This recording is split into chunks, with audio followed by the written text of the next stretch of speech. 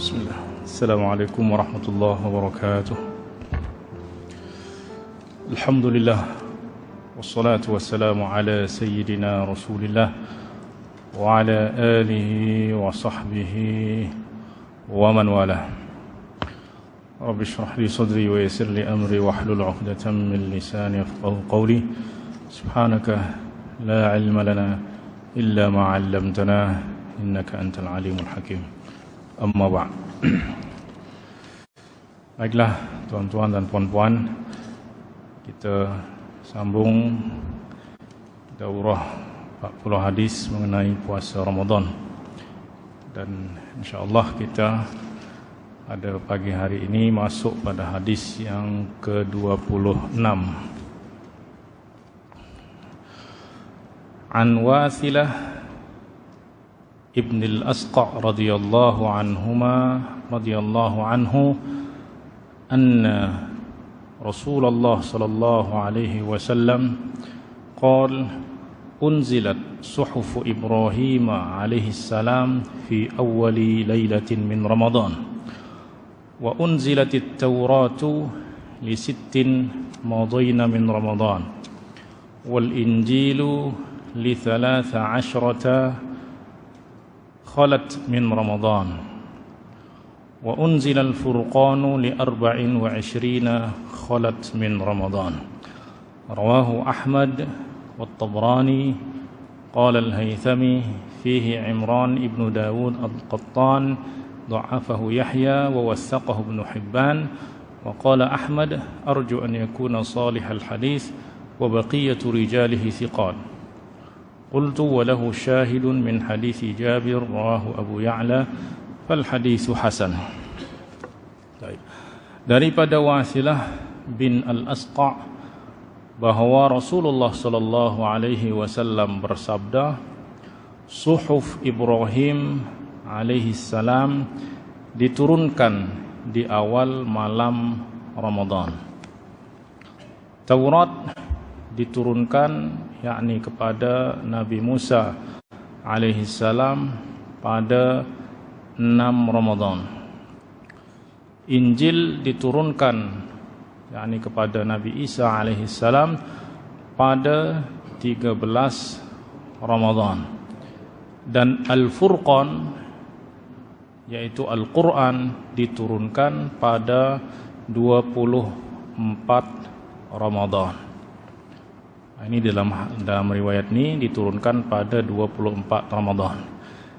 Walaupun memang para ulama berselisih pendapat Al-Quran itu diturunkan pada malam keberapa. Yang jelas adalah diturunkan pada bulan Ramadan. Apakah diturunkan pada 24 Ramadan? Ada riwayat. 27 Ramadan? Ada riwayat. 17 Ramadan? Ada juga riwayat. Tapi yang pasti adalah Al-Quran diturunkan pada malam Lailatul Qadar dan di bulan Ramadan. Hadis ini diriwayatkan oleh Imam Ahmad, Imam At-Tabrani dan Abu Bakar Al-Haythami berkata di dalam sanad hadis ini ada Imran bin Dawud Al-Qattan. Ia dikira lemah oleh Yahya bin Ma'in. Tetapi oleh Imam Ibn Hibban dia adalah thiqah. Ya, thiqah itu terpercaya. Kemudian Imam Ahmad juga berkata, aku berharap hadisnya adalah salih, yakni hadisnya adalah baik. Ya. Nah, semua periwayat yang lain adalah orang-orang yang thiqah. Ya. Maknanya bahwa hadis ini mempunyai syahid, maknanya ada yang menguatkan riwayat ini daripada hadis Jabir bin Abdullah yang diriwayatkan oleh Imam Abu Ya'la. Jadi intinya hadis ini adalah hadis yang hasan atau hasan li ghairihi.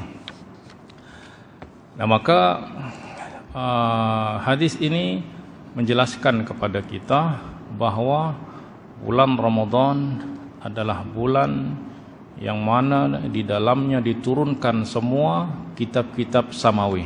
Kitab-kitab yang diturunkan kepada para nabi-nabi sebelum itu diturunkan pada bulan Ramadan. Dan ini semua menandakan bahwa bulan Ramadan bukan sebarang bulan. Bulan Ramadan adalah bulan yang dipilih oleh Allah Subhanahu wa taala. Dan bulan Ramadan adalah bulan yang dimuliakan oleh Allah Subhanahu wa taala. Maka memuliakan bulan Ramadan adalah bahagian daripada memuliakan Allah. Memuliakan Ramadan adalah bentuk daripada ketakwaan kepada Allah Subhanahu wa taala. Kerana Ramadan termasuk di dalam syiar Allah. Dan Allah di dalam Al-Quran berfirman, وَمَنْ يُعَظِّمْ شَعَائِرَ اللَّهِ فَإِنَّهَا مِنْ تَقْوَى الْقُلُوبِ. Sesiapa yang memuliakan syiar-syiar Allah, maka itu adalah bahagian daripada ketakwaan kepada Allah. Jadi kita memuliakan Ramadan sebab Allah memuliakan. Nah, maka orang-orang yang akan dimuliakan adalah orang-orang yang memuliakan Ramadan. Ya. Dan orang-orang yang dihinakan oleh Allah adalah orang-orang yang tidak memuliakan Al-Quran. Hadis malam kita dah baca juga, Rasulullah SAW bersabda, "Raghima anfu rajulin." Terhinalah, celakalah orang yang menjumpai Ramadan, mendapati Ramadan, kemudian Ramadan berlalu, tapi dosa-dosanya tidak diampunkan. Maknanya apa? Maknanya dia tidak memuliakan Ramadan. Dia tidak beribadah dengan benar di dalam bulan Ramadan.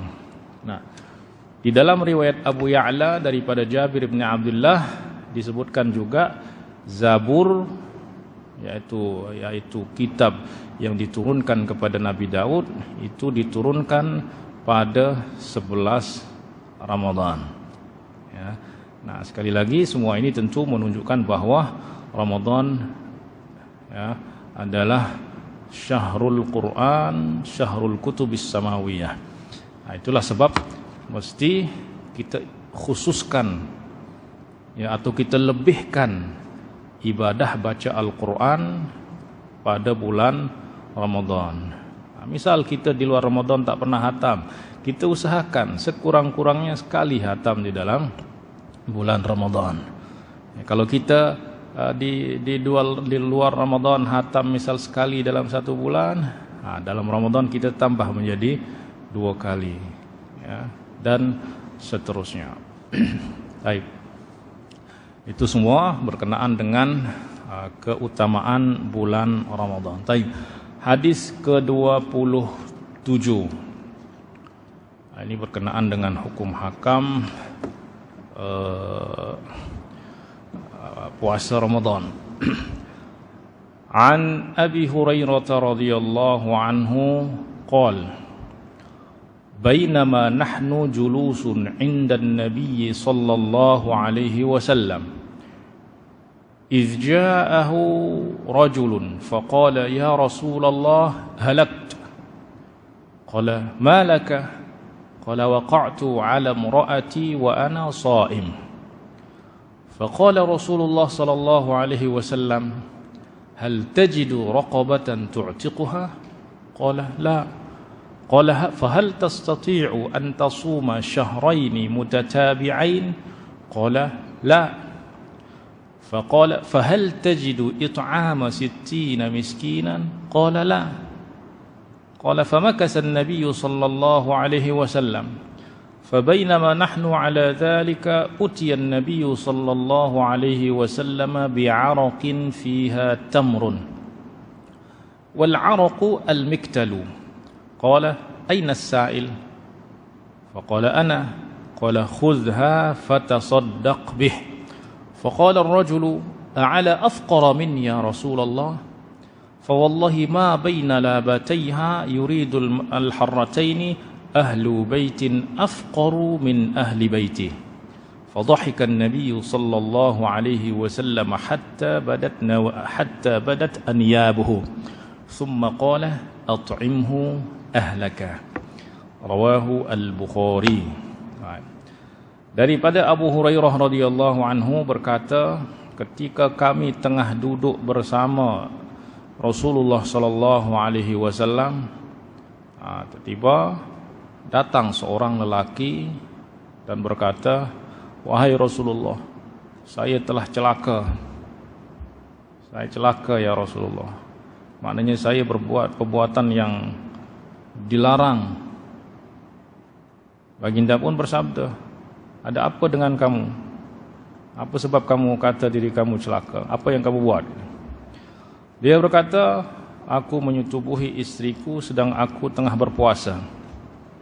yakni tengah puasa bulan Ramadan. Nah, tentu berhubungan badan suami istri pada bulan Ramadan, yakni di tengah hari Ramadan, ini wajib membayar kafarah. Kafarahnya apa? Maka Rasulullah sallallahu alaihi wasallam jelaskan. Bolehkah kamu membebaskan seorang hamba sahaya? Ini pertama, kafarahnya adalah membebaskan, memerdekakan hamba sahaya. Maknanya kalau dia punya hamba sahaya, dia bebaskan, merdekakan. Kalau dia tak punya, dia beli hamba sahaya untuk dia merdekakan. Itu wajiban kafarah yang pertama. Tapi orang tu kata, boleh tak kamu buat tu? Dia kata, tak boleh ya Rasulullah. Tak punya hamba sahaya, tak ada duit juga untuk nak beli hamba sahaya. Maka kalau tak boleh tu, maka berpindah kepada kafarah yang kedua. Rasulullah sallallahu alaihi wasallam kata, kalau tak boleh, boleh tak kamu berpuasa 2 bulan berturut-turut, 60 hari atau 59 hari. Boleh tak kamu berpuasa? Kata dia, tak boleh ya Rasulullah. 1 bulan pun aku dah tak kuat ya Rasulullah. Macam mana 2 bulan? Ya. Maknanya berturut-turut tak boleh terputus. Selama 60 hari, 2 bulan. Tak boleh diputus. Kalau terputus, kena ulang daripada awal. 2 bulan. Misal kalau dah dapat 58 hari, putus. Batal.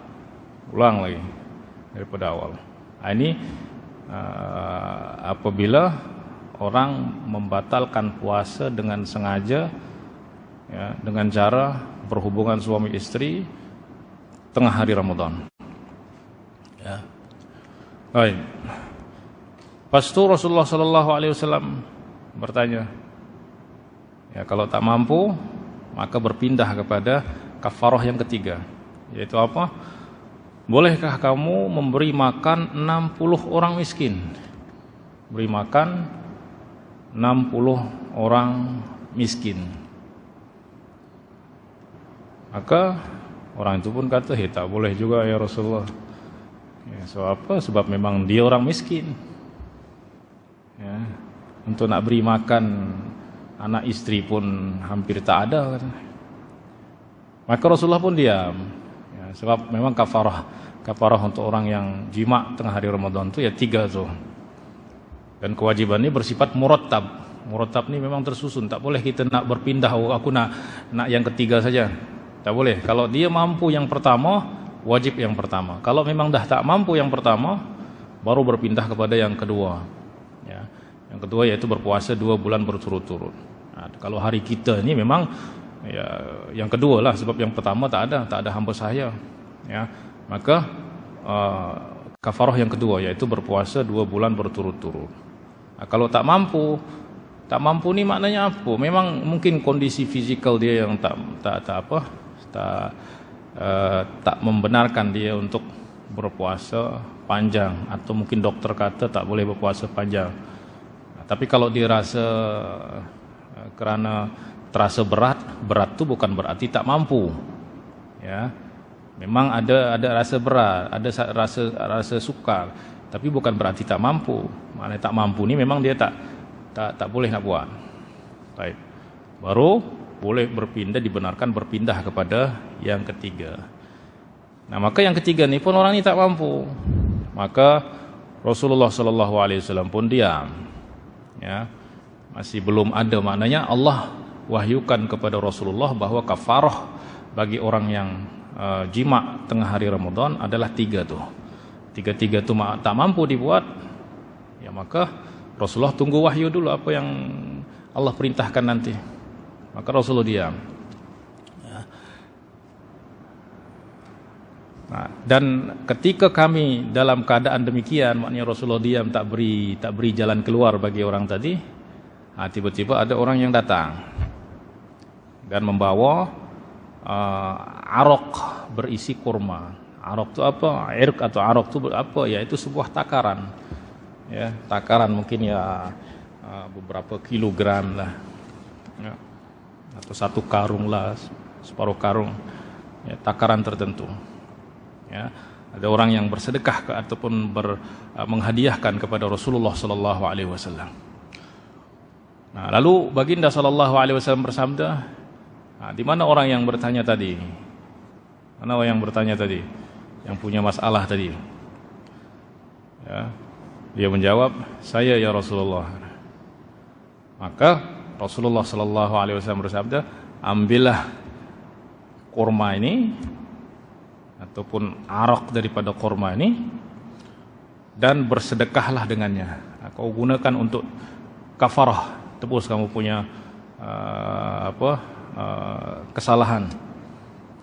Ya, sedekahkan kepada 60 orang fakir miskin. Kemudian dia bertanya, orang tadi, ya Rasulullah, adakah saya nak beri sedekah ni, beri kurma ni kepada orang yang paling fakir ya Rasulullah? Orang yang paling fakir ke yang saya mesti beri kurma ini? Ya. Dan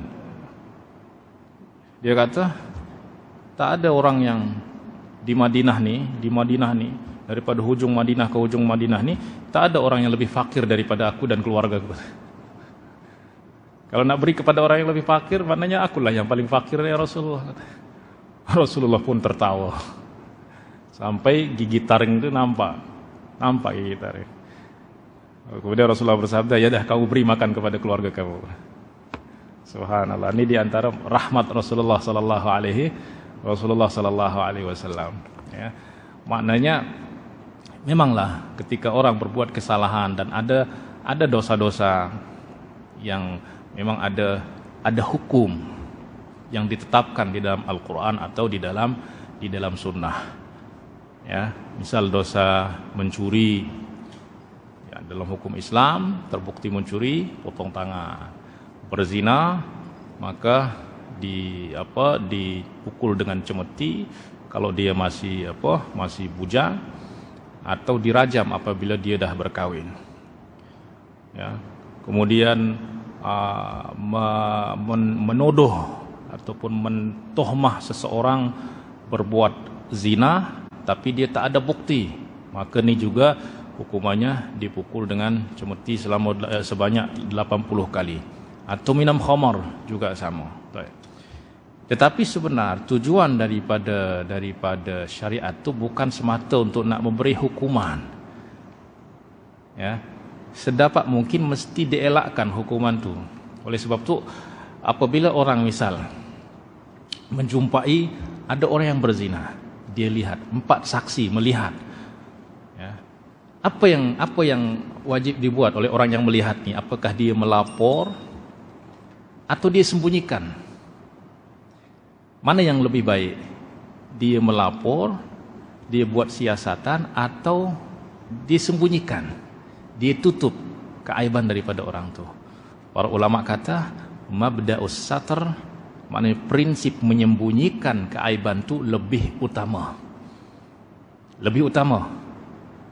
Kecuali memang orang tu memang dah mengisytiharkan dirinya, menzahirkan dirinya, barulah itu yang mesti buat siasatan supaya apa? Supaya tidak tersebar perbuatan tu di dalam masyarakat. Ya. Nah, maka demikian juga dengan mencuri ni, kalau sudah dibuat siasatan itu tak ada maaf lagi dah. Tapi kalau orang yang dicuri itu memaafkan, boleh dimaafkan, tapi dengan syarat pencuri itu tak dikena hukuman potong tangan selama dia tidak melapor kepada hakim. Tapi kalau dah sampai kepada hakim, itu tak ada yang punya hak tak dapat memaafkan lagi dah. Nah, tetapi apabila orang berbuat kesilapan, maka sebaiknya hukuman tu dielakkan. Ya, dielakkan. Oleh sebab itu ketika ada orang datang kepada Rasulullah, "Ya Rasulullah, aku dah berzina." Rasulullah macam tak dengar, paling sana. Orang itu pun datang ke hadapan Rasulullah, "Ya Rasulullah, aku berzina, tolong tegakkan hukum kepada aku." Rasulullah menghadap sana. Supaya apa? Supaya orang ni menarik dia punya kenyataan, supaya tak diterapkan kepada dia hukum tu. Rasulullah berharap dia tarik dia punya ikrar. Nah, intinya adalah semua tu menunjukkan bahawa Islam itu sebenarnya tujuannya bukan nak memberi hukuman kepada orang, tapi hukuman itu adalah untuk menjaga supaya orang tidak menyebar perbuatan buruk di dalam agama. Nah, oleh sebab itu di sini Rasulullah SAW orang ini pun dia tak dipaksa, dia berbuat kesalahan, yaitu jima di tengah hari Ramadan, dan itu termasuk di antara perbuatan dosa. Oleh sebab itu kena bayar kafarah. Ada dua hukum, kafarah dan qadha. Tapi ketika orang tu tak mampu, Rasulullah tak paksa, kamu kena buat. Ya, bahkan di antara rahmatnya, ya Allah, dia dah berbuat kesalahan, wajib bayar kafarah, tak mampu bayar kafarah, dia dapat sedekah lagi. Maknanya dia dapat sedekah oleh sebab kesalahan yang dia buat. Ya. Tetapi apa hukum benda ni kalau hari ini terjadi? Para ulama kata, ini benda tadi itu khusus, ya, khusus kepada orang tu, ya, khusus kepada orang tu, diberi keringanan oleh Rasulullah SAW.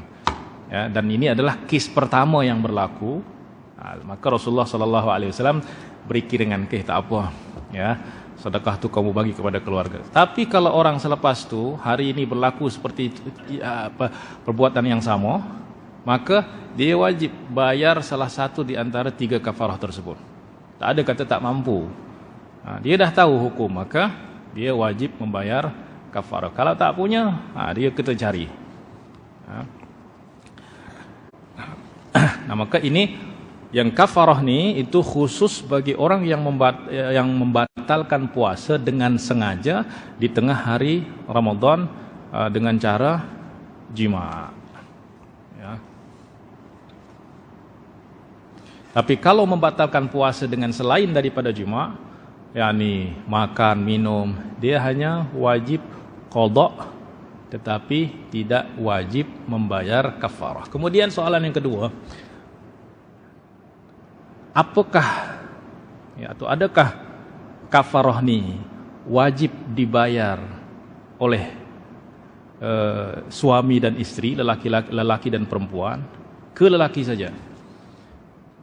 Para ulama kata yang wajib bayar kafarah hanya lelaki saja atau suami saja. Itu yang wajib bayar kafarah. Yang istri tak perlu bayar.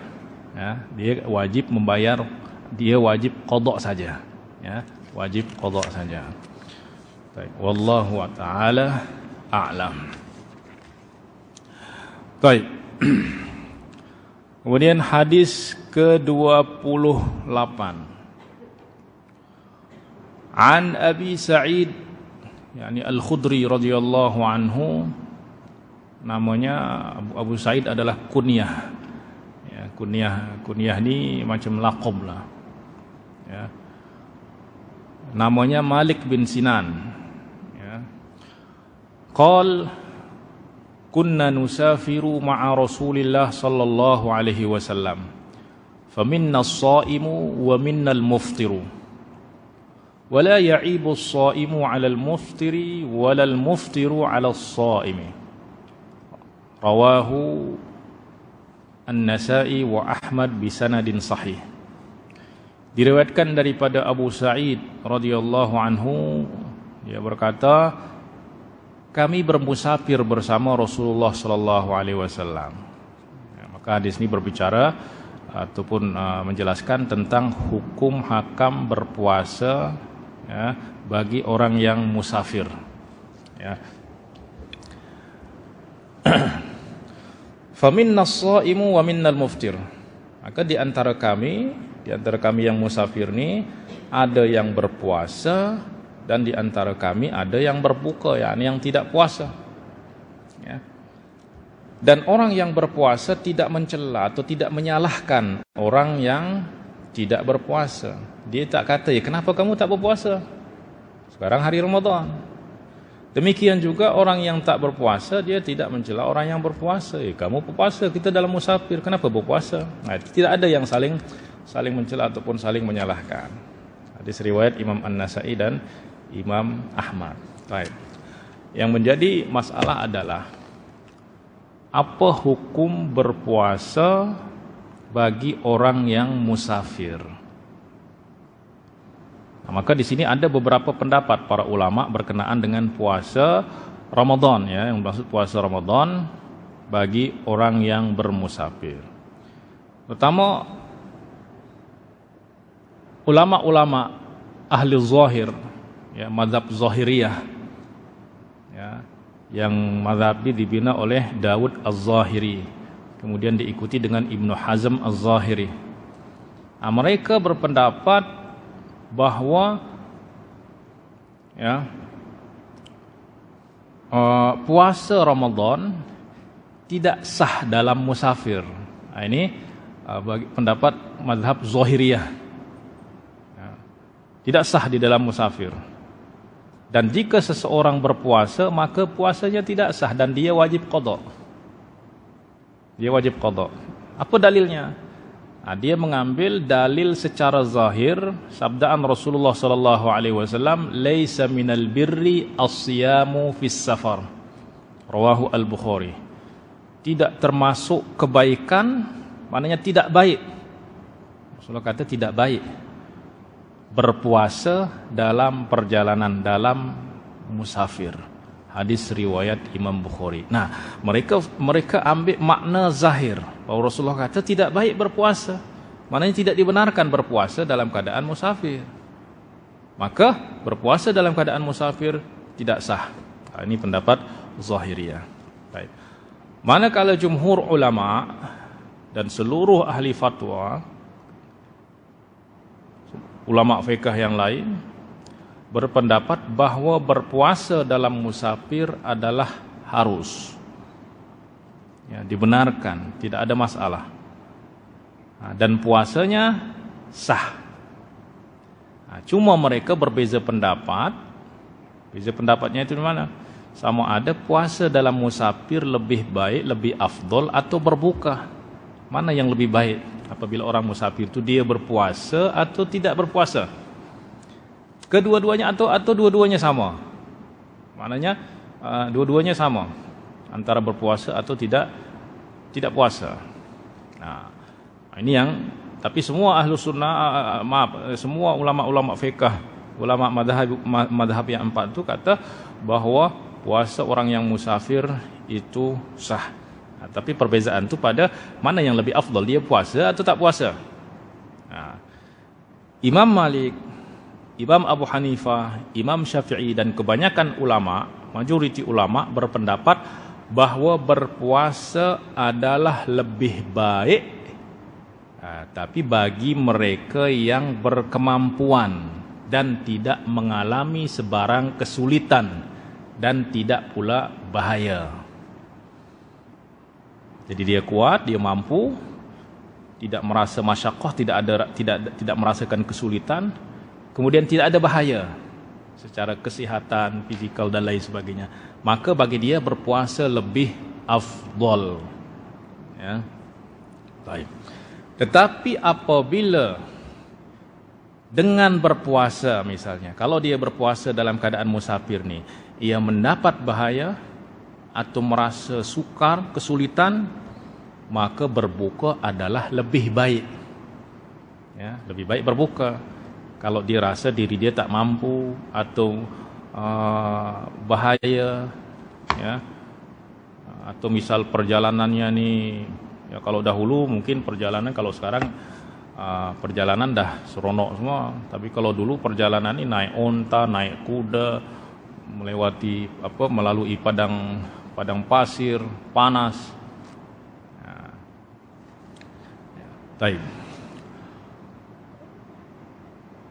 Maka untuk orang yang atau kurang sihat, dan lain sebagainya, maka berbuka puasa lebih baik. Maknanya apa? Makruh bagi dia untuk berpuasa. Ya, atau khilaful aula. Maknanya dia menyalahi yang lebih afdal. Ya. Tapi kalau orang yang sudah confirm kalau dia berpuasa ni dia akan mengalami bahaya, itu dia tidak dibenarkan untuk berpuasa. Dan itulah makna daripada hadis yang tadi, laisa minal birri as-siyamu fis safar. Ya, jadi tak dapat dipahami secara zahir. Sebab apa? Sebab hadis ni dia ada kronologi. Ya, ada kronologi dia kenapa Rasulullah sallallahu alaihi wasallam bersabda laisa minal birri siyamu fis safar. Apa kronologi ayat? Diriwayatkan oleh Imam Al-Bukhari bahawa Rasulullah sallallahu alaihi wasallam dalam perjalanan bersama para sahabat, dan itu pada bulan Ramadan di tengah hari yang panas. Kemudian tiba ada orang-orang, ramai orang berkerumun itu yakni mengelilingi ada seseorang yang sakit. Tadi mungkin dia pengsan ke apa dipayungi. Kemudian Rasulullah bertanya, ada apa dengan orang ni? Kenapa dia pengsan? Ya, maka para sahabat kata, dia berpuasa ya Rasulullah, tak kuat puasa dalam safar, panas, dia paksa diri untuk berpuasa sehingga dia pengsan, dia sakit. Maka Rasulullah sallallahu alaihi wasallam bersabda, laisa minal birri siyamu fis safar. Tidak termasuk kebaikan berpuasa dalam bermusafir. Ini bagi siapa? Bagi orang yang memiliki keadaan seperti orang tadi, yakni dengan berpuasa dia akan mengalami bahaya, ya, atau mengalami kesukaran, atau dia sakit, maka bagi dia tidak dibenarkan untuk berpuasa, ya, maka dia wajib berbuka, ya. Sebab apa? Sebab agama ini, ya, agama bukan untuk nak membawa kesukaran, kesulitan bagi kita. Oleh sebab itu kalau kita lihat, ketika kita diperintahkan menjalankan perintah-perintah kemudian kita mengalami kesulitan, Allah beri keringanan. Selalu Allah beri keringanan. Ma ja'ala 'alaikum fid dini min haraj. Allah tak nak dengan agama ni kamu berada dalam kesukaran, dalam kesulitan. Kita safar, Allah beri keringanan. Solat boleh di jamak, ya, boleh di qasar. Tak ada air, boleh tayamum, dibenarkan tayamum. Kita sakit, boleh rukun solat berdiri. Sakit tak mampu berdiri, duduk. Tak mampu duduk, berbaring. Tak mampu gerakkan anggota tubuh untuk takbir dan lain sebagainya, isyarat dengan mata. Mata tak boleh isyarat, cukup dengan hati. Maknanya agama bukan datang untuk nak menyusahkan. Oleh sebab itu orang tak boleh nak menyusahkan diri, memaksa diri untuk beribadah kalau dia tahu bahawa dengan ibadah itu dia akan berada dalam kesukaran. Oleh sebab itu dulu zaman Rasulullah itu para sahabat semangat ibadah luar biasa. Sehingga ada seorang perempuan itu di masjid itu dia di tiang-tiang masjid itu dia ikat tali. Kemudian Rasulullah masuk masjid suatu hari. Ini ada apa ni, tali-tali ni apa ni? Rasulullah, ini ada seorang fulanah, seorang perempuan yang Rasulullah, dia tak nak tertidur solat tahajud tu, sehingga apabila dia ngantuk dia bergelantung di tali itu, dia berpegang di tali itu supaya dia tak terjatuh. Ini kata Rasulullah, ni nak menyiksa diri, putus tali-tali ni, potong tali-tali itu. Kalau kamu mengantuk, tidur. Nanti kalau dah segar baru bangun lagi, sambung solat lagi. Tapi jangan paksa diri untuk berbuat ketaatan kalau kita berada di dalam kesukaran. Nak mengantuk dah tidur, ya, mengantuk tidur, ya. Nah, maka Rasulullah sallallahu alaihi wasallam, walaupun memang apabila kita mengalami kesukaran di dalam menjalankan ketaatan, memang Allah beri pahala yang lebih besar apabila kita mengalami kesukaran. Tetapi bukan makna kita mencari kesukaran, kesulitan tu. Bukan sahaja kita nak cari, aku nak cari yang susah, yang sukar, supaya aku dapat pahala. Tak dibenarkan, ya, tak dibenarkan. Nah, kalau kita dalam menjalankan kemudian kita mengalami kesukaran, itu Allah beri pahala yang lebih besar. Tapi kalau kesukaran itu membawa kepada bahaya, kita tak boleh terus. Kita mengikut kepada kita punya kemampuan. La yukallifullahu nafsan illa wus'aha. Allah tak membebani suatu jiwa lebih daripada apa yang dia mampu. Ya. Fattaqullaha mastata'tum, maka bertakwalah kepada Allah mengikut kepada kemampuan kamu masing-masing. Ya. Nah, maka di sini jelas bahawa hukum berpuasa dalam musafir ni bagi yang berkemampuan dan tidak mengalami bahaya, maka berpuasa lebih afdal baginya. Tapi bagi yang mengalami bahaya, maka berbuka lebih afdal baginya. Baik. Kenapa mengenai afdal? Ya, buktinya bahawa Rasulullah sallallahu alaihi wasallam berpuasa dalam safar. Kalau dia tidak lebih afdal, maka Rasulullah tak buat. Kalau berbuka lebih afdal, maka Rasulullah tidak akan mengerjakan yang lebih mafdul ataupun yang lebih rendah. Rasul akan ambil yang paling baik. Nah, ini berkenaan dengan hukum hakam bermusafir. Tapi ada hukum juga yang mesti kita tahu. Di dalam musafir kita dibenarkan untuk tidak berpuasa. Tapi dengan syarat kita bermusafir ni ya, bermusafir dari malam hari. Kalau bermusafir itu dah setelah subuh, kita wajib berpuasa. Ya, wajib berpuasa. Ya, bagi yang mampu tadi, yang mampu berpuasa, ya, ataupun keringanan ataupun rukhsah untuk tidak berpuasa ni apabila kita memulakan safar sebelum terbit fajar, atau daripada malam sampai sebelum terbit fajar kita musafir, maka esok kita dibenarkan tidak berpuasa. Tapi kalau kita dari pagi misalnya dah subuh jam 7 nak musafir, maka tidak dibenarkan untuk berbuka puasa. Kecuali safar kita 3 hari, misal dalam safar 3 hari, maka hari kedua dibenarkan untuk sebab kita memang dah berada di dalam safar. Tapi kalau memulakan safaran selepas fajar, maka tidak dibenarkan untuk berbuka puasa. Baik. Kemudian hadis ke-29. An Abi Hurairah radhiyallahu anhu 'anil Nabi sallallahu alaihi wasallam qala man nasiya wa huwa sha'imun fa akala aw shariba falyutimma shaumahu fa innama at'amahu Allahu wa saqah. Rawahu Muslim. Daripada Abu Hurairah radhiyallahu anhu, daripada Nabi sallallahu alaihi wasallam bersabda, sesiapa yang lupa bahawa dia sedang berpuasa lalu dia makan dan minum, maka hendaklah dia menyempurnakan puasanya, kerana sesungguhnya Allah jualah yang telah memberinya makan dan minum, yakni Allah nak beri rezeki kepada orang tersebut. Hadis riwayat Imam Muslim. Yakni kita tengah berpuasa, ya, kemudian ada orang yang hidangkan makanan, kita makan sampai kenyang. Selepas kenyang kita baru ingat, aku berpuasa. Sudah, sambung puasa terus. Itu rezeki daripada Allah Subhanahu wa taala. Maknanya puasa tidak batal. Ya. Tapi ini menurut jumhur ulama, walaupun sebahagian ulama lain nanti dia akan ada pendapat lain, nanti kita jelaskan. Ya. Baik. Yang penting ketika dia ingat, misal kalau dia makan, di tengah makan, masukkan makanan ke dalam mulut, terus dia ingat, aku puasa. Maka tak boleh masukkan makanan itu terus. Mubazir kata dia, masukkan dalam itu batal. Dia wajib mengeluarkan makanan yang ada di mulutnya, ya. Lepas itu teruskan puasa.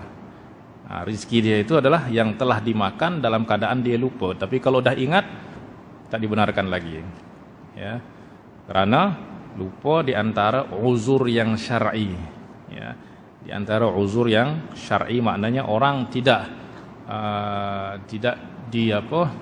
dianggap bersalah ataupun berdosa apabila dia berbuat sesuatu yang dilarang dalam keadaan lupa. Ya, di dalam Al-Quran Allah Subhanahu wa taala berfirman, "Rabbana la tu'akhizna in nasina au akhtana." Ya Allah, janganlah engkau hukum kami apabila kami terlupa atau kami berbuat kekeliruan tanpa sengaja. Akhtana, akhta itu berbuat kesalahan tanpa sengaja. Ya. Baik. Nah, kita lihat perincian daripada mazhab ulama. Tapi sebelum itu kita nak ketahui dulu apa jenis-jenis puasa.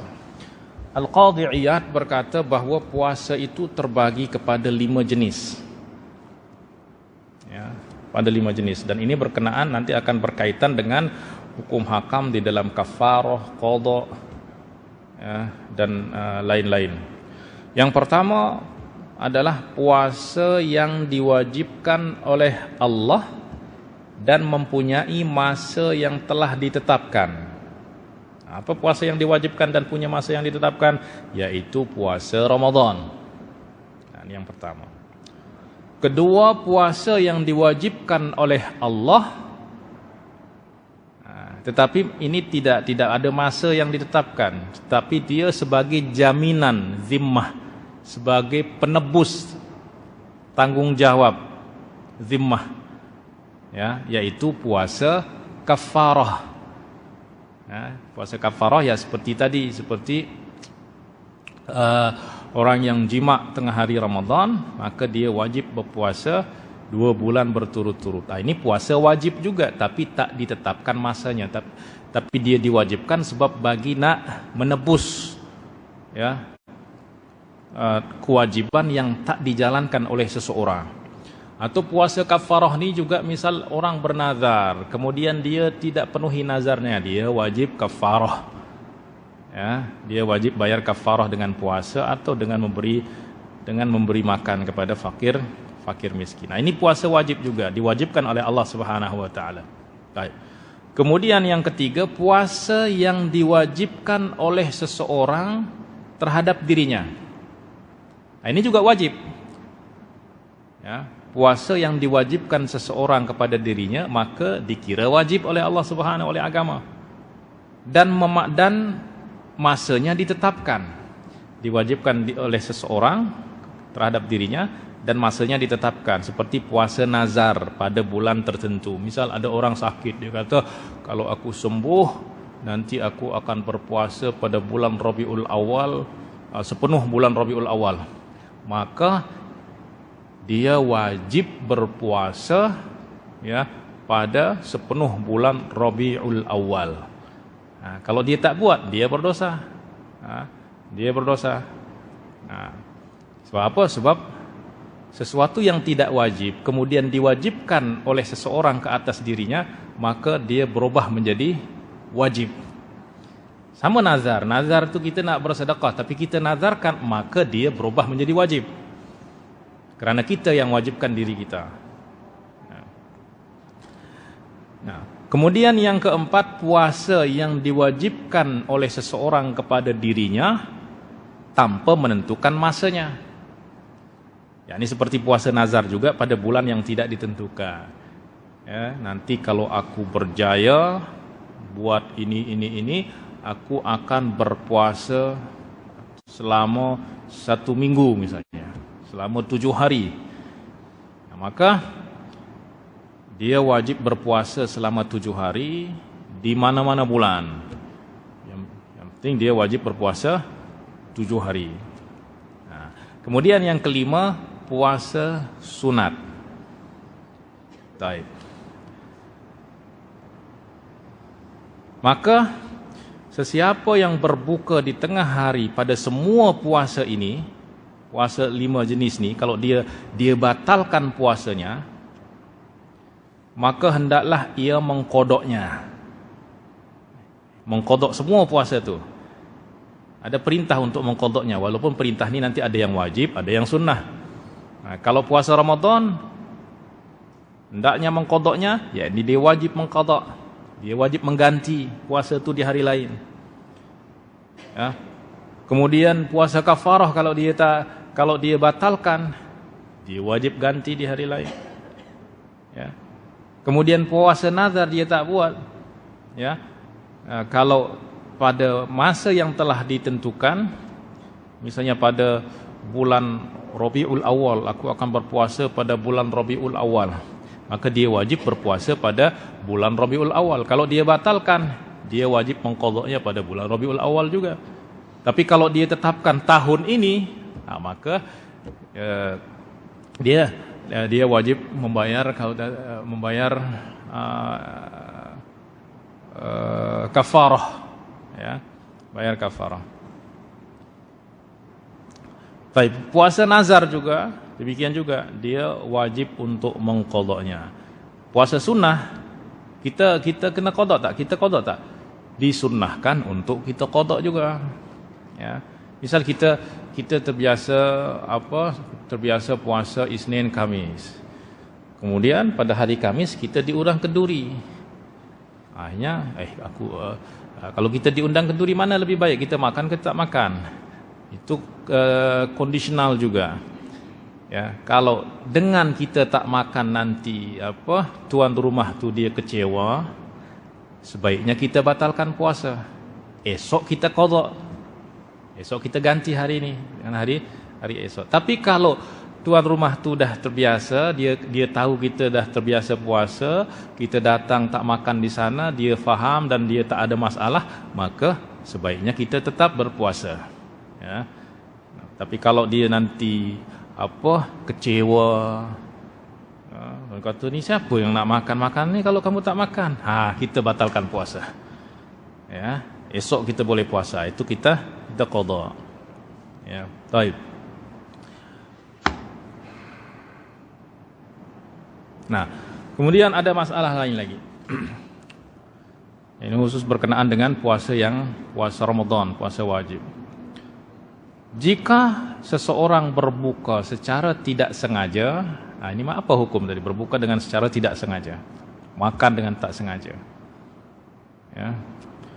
Nah, maka Imam Nawawi berkata, jika orang yang berpuasa itu berpuasa wajib, makan, minum, bersetubuh, ya, berhubungan badan secara tidak sengaja. Ya, tapi kalau bersetubuh tak sengaja ni mungkin susah dikit. Kalau makan okey.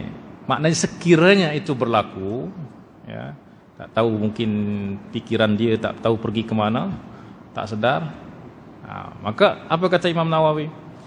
Maka hadis yang di atas tadi, hadis Imam Muslim ni menunjukkan bahawa puasanya tidak batal. Ya, ini adalah maknanya sama ada dia batal puasa batal, ya, maaf dia di tengah hari puasa dia makan, minum atau berhubungan badan dengan isteri, atau maka selama dia tidak sengaja, maka puasanya tidak batal. Dan ini adalah pendapat Imam Syafi'i, Imam Abu Hanifah dan Daud Az-Zahiri dan yang lainnya. Baik, macam mana dengan Imam Malik? Imam Malik dan Rabi'ah, yakni murid kanan daripada Imam Malik, puasanya batal. Walaupun dia tak sengaja, puasanya batal. Tapi kan Rasulullah kata falyutimma shaumau. Ya, puasanya batal, tapi dia tak, lepas tu tak boleh makan. Dia tetap sempurnakan, dia tetap tahan diri.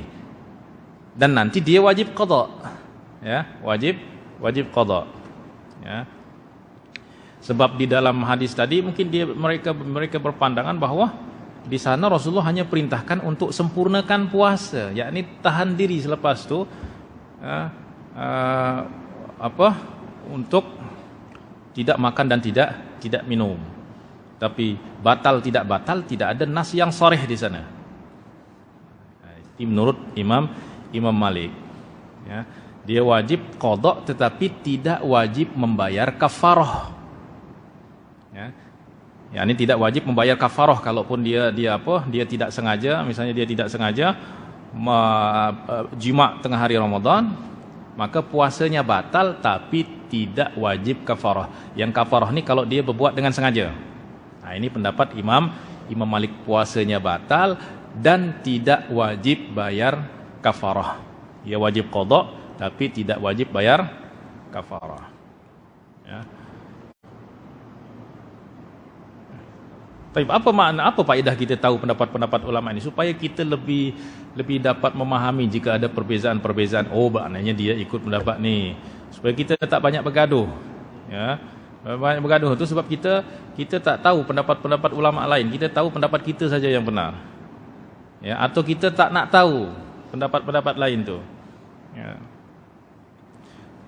Kemudian bagaimana dengan pendapat Imam Ahmad? Imam Ahmad kata kalau dia lupa dia makan minum, ya, puasanya juga batal dan dia wajib qada. Ya. Dia wajib qada. Tapi kalau dia batal kerana jima dengan tidak sengaja, maka dia wajib bayar kafarah. Jadi beza antara Imam Malik dan Imam Ahmad sama, tak ada beza kecuali pada pasal kafarah. Kalau Imam Malik tidak wajib bayar kafarah, ya, pada yang tidak sengaja. Kalau Imam Ahmad dia wajib qada dan wajib kafarah pada berhubungan suami istri tengah hari Ramadan walaupun tidak sengaja. Ya. Tapi kalau makan dan minum tidak wajib kedua-duanya, makan pada kedua-duanya, yakni pada makan dan minum. Baik. Wallahu taala a'lam.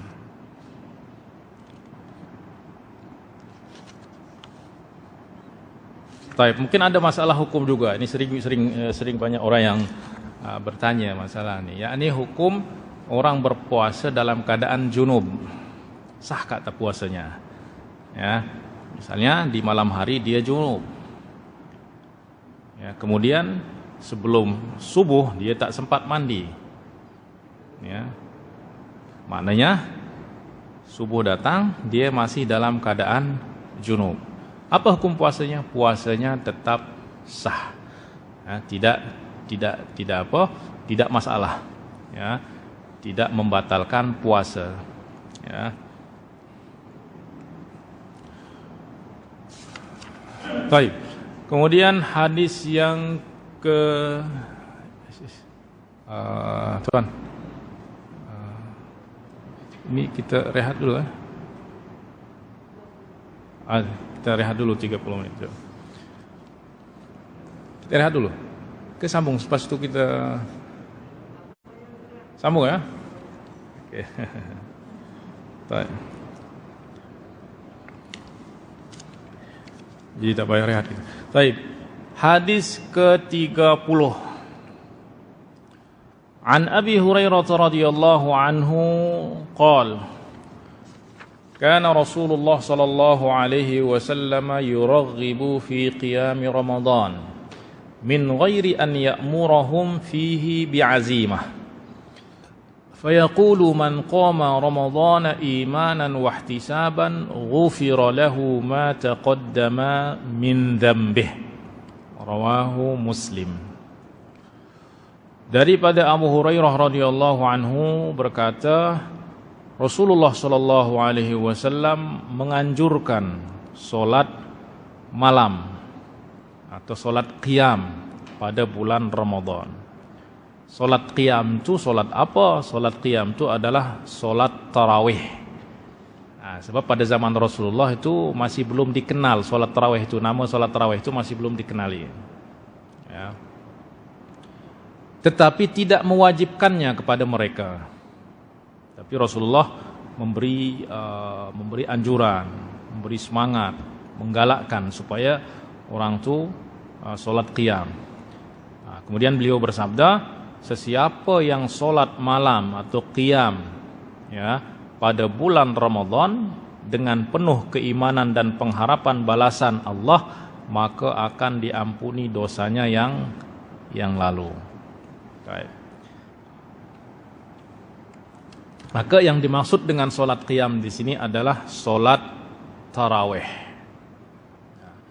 Maka solat tarawih apabila dijalankan dengan penuh keimanan, maknanya dengan betul, ya, kemudian dengan ikhlas, maka akan menjadi penyebab bagi ampunan dosa. Baik.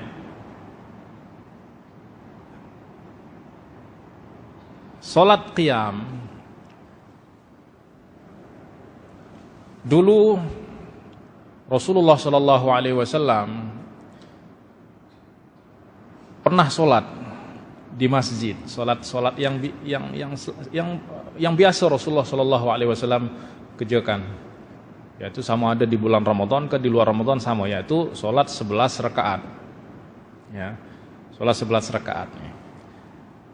Ya. Nah, maka salat yang setiasa Rasulullah buat itulah yang kalau dalam bulan Ramadan dinamakan salat qiyam. Atau juga disebut salat witir. Ya.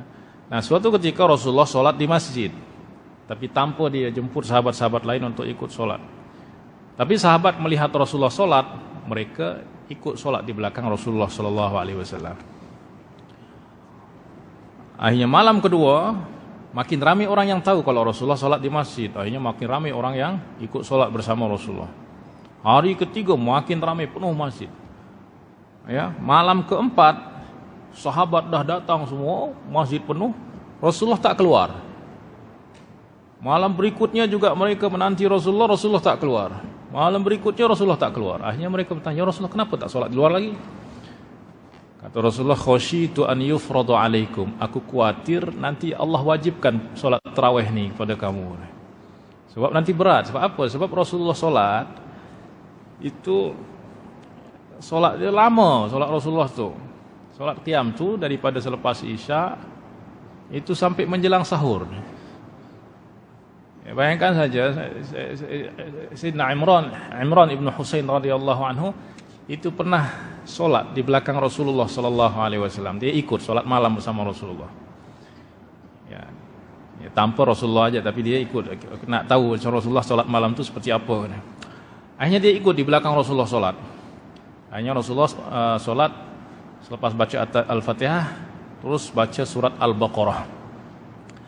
Dalam hati Imran ibn Husain, ini Rasulullah panjang solat terus baca surat Al-Baqarah. Dia berharap mudah-mudahan nanti selepas dapat 100 ayat Rasulullah ruku. Nyata sampai 100 masih lewat saja, masih baca terus. Panjang nih. Dia harap mudah-mudahan nanti selepas surat Al-Baqarah ni Rasulullah ruku. Selepas selesai Al-Baqarah, dia sambung dengan surat Ali Imran. Ini habislah surat Ali Imran. Lepas Ali Imran sambung surat An-Nisa. Ya. Lepas surat An-Nisa sambung surat Al-Maidah. Lepas tu baru ruku. Itu berapa juzuk dah tu? Al-Maidah tu 6 juzuk dah tu. Ya. 6 juzuk, bahkan masuk ke juzuk yang ke-7 dah tu. Itu berdiri Rasulullah SAW dalam satu rakaat tu 7 juzuk. Kemudian Rasulullah rukuknya hampir sama seperti dia berdiri. Coba. Lepas tu sujudnya hampir sama seperti rukuk. Ya, terus demikian. Iktidalnya pun sami Allahu liman hamidah, berdiri lagi. Hampir sama seperti bacaan surat Al-Baqarah, surat Ali Imran, surat An-Nisa. Itulah sebab Rasulullah salat sampai. Nah, maka Rasulullah khawatir ni kalau diwajibkan kepada umatku, confirm umatku tak akan boleh buat. Maka Rasulullah tak keluar lagi. Nah, akhirnya kaum muslimin, tapi Rasulullah tetap perintahkan untuk solat qiyam. Nah, maka tanpa diperintahkan berjamaah, akhirnya kaum muslimin semua solat, tapi ada seorang-seorang solat sini satu bertebar di masjid. Ada yang solat di rumah. Sampai pada zaman Rasulullah meninggal pun masih seperti itu. Pada zaman Sayyidina Abu Bakar As-Siddiq pun masih seperti itu. Nah, pada pertengahan zaman Sayyidina Umar, ya, suatu malam Sayyidina Umar round, tengok keadaan kaum muslimin pada bulan Ramadan, tengok semua solat satu, solat sini. Kata Sayyidina Umar, ni nampaknya elok ni kalau kita kumpulkan mereka untuk solat, terhimpun mereka untuk solat dengan diimami oleh satu imam. Ya, maka dia perintahkan Ubay bin Ka'ab untuk mengimami solat qiyam. Ya, dan semua kaum muslimin disuruh untuk bermakmum kepada Ubay bin Ka'ab. Nah, dan itu disetujui, disepakati oleh semua sahabat. Maknanya tidak ada yang komplain terhadap apa yang dibuat oleh Sayyidina Umar. Kemudian malam esok dia round lagi dan melihat kaum muslimin dah solat di masjid dengan satu imam. Masya Allah, Sayyidina Umar kagum. Dia kata apa? Ni'matil bid'atu hadhi. Ini bid'ah yang baik sangat nih. Bid'ah yang sangat baik. Bid'ah kenapa ya? Karena tidak dibuat pada zaman Rasulullah sallallahu alaihi wasallam, tapi dikata baik oleh Sayyidina Umar. Baik. Kemudian ada perubahan juga pada cara solat. Rasulullah sallallahu alaihi wasallam solat di luar Ramadan, dalam Ramadan tak lebih daripada 11 rakaat. Tapi panjang sampai menjelang sahur.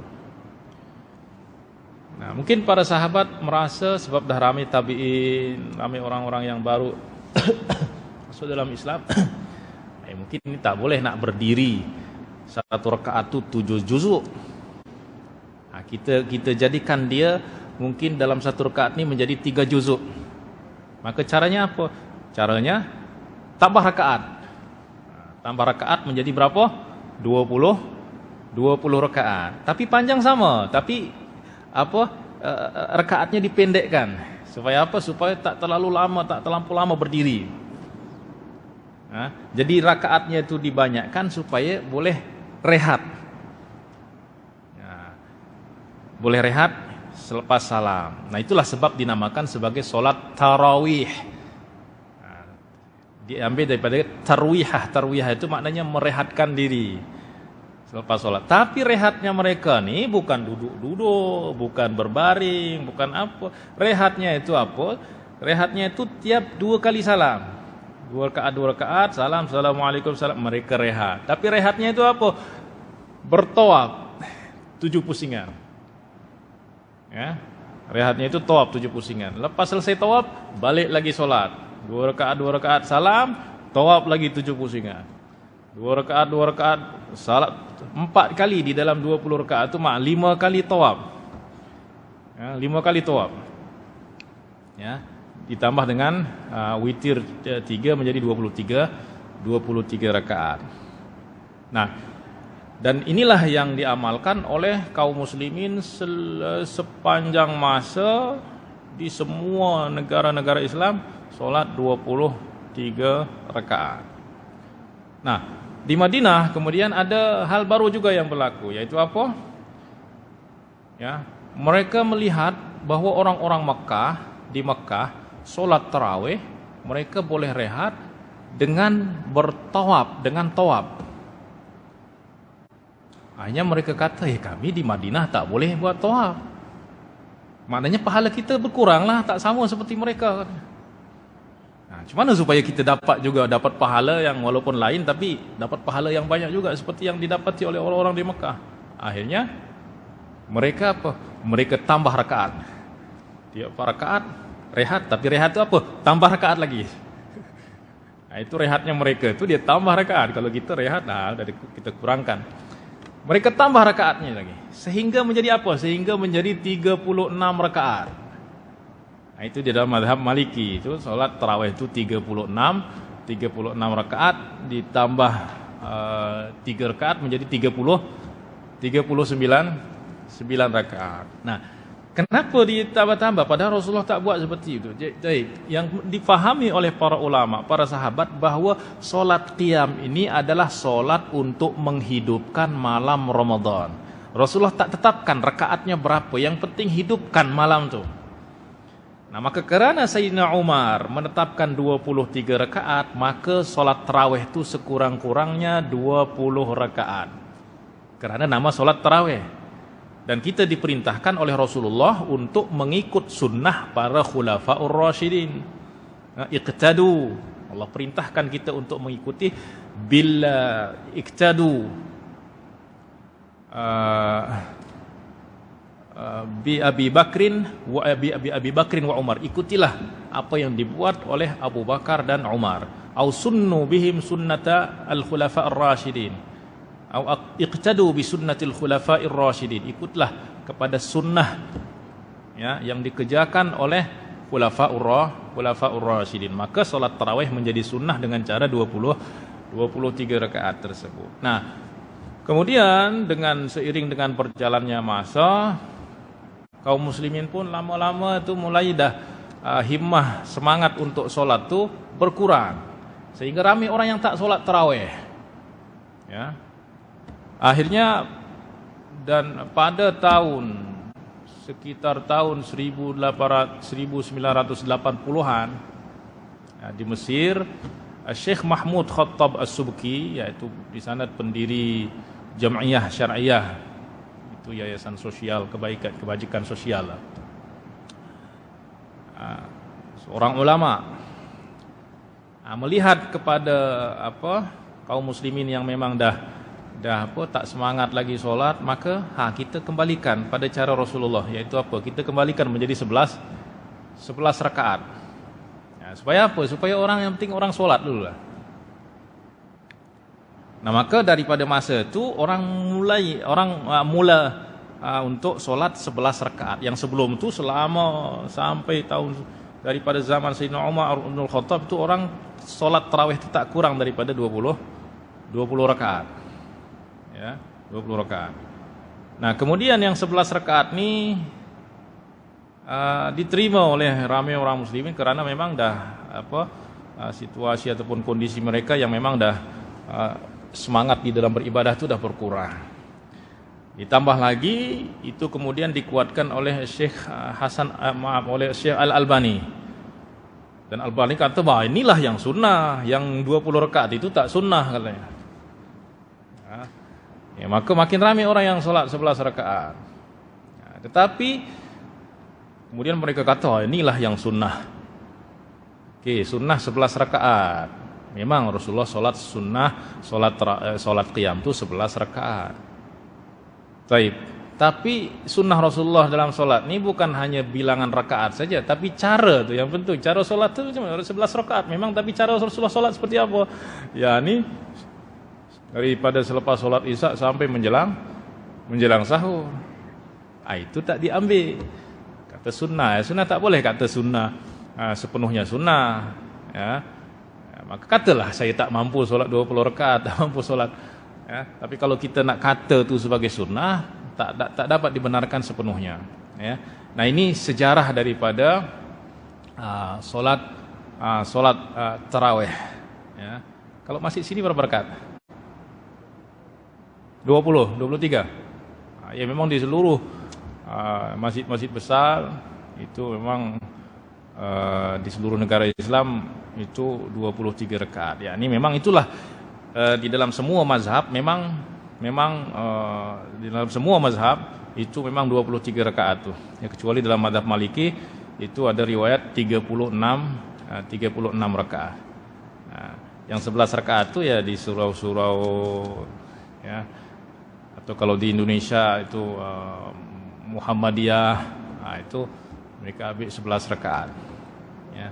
Nah, maka intinya adalah bahwa solat qiyam ini adalah solat untuk menghidupkan Ramadan. Ya.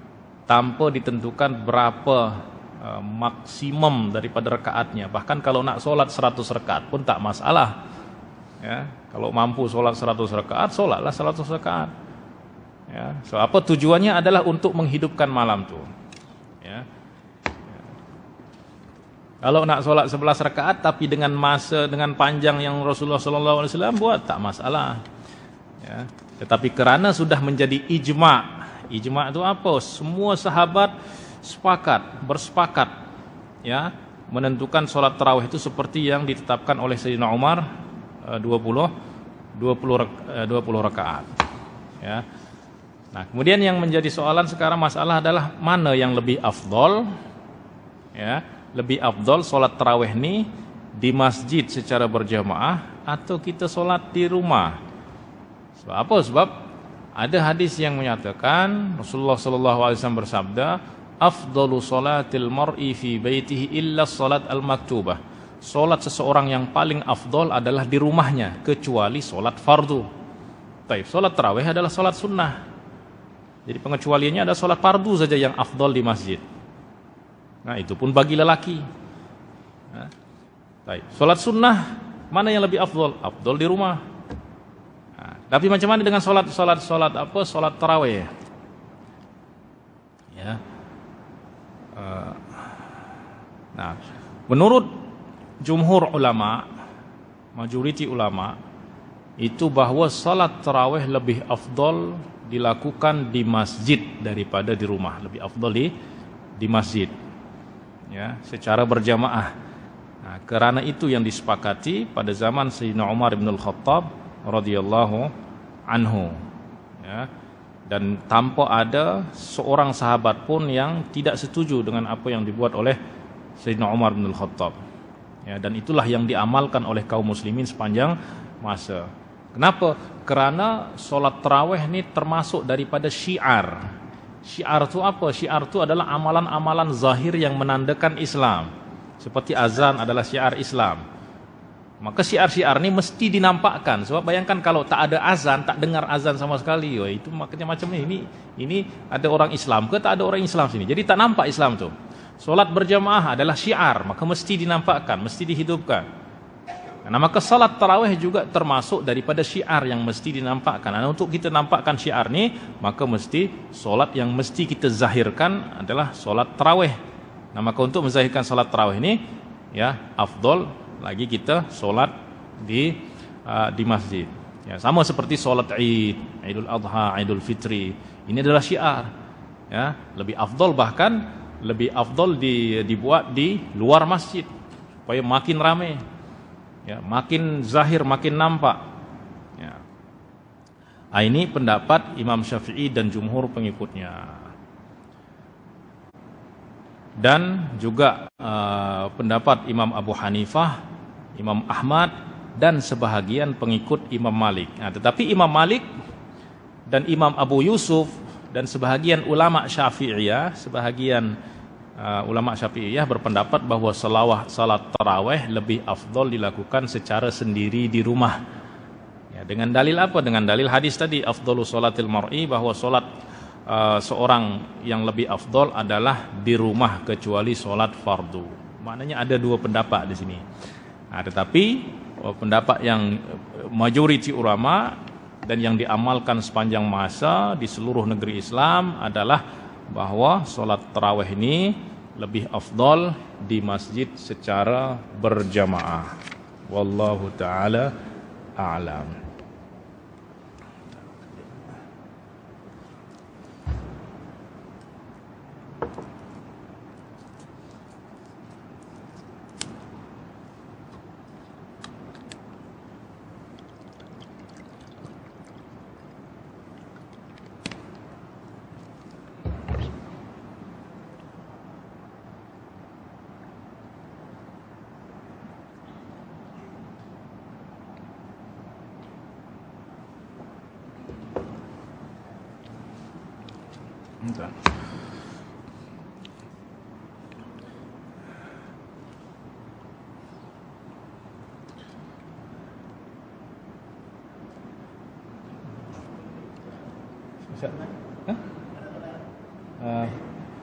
Mungkin tadi tak ada rehat, tapi nanti mungkin saya sisihkan 11.30 lah. 11.30.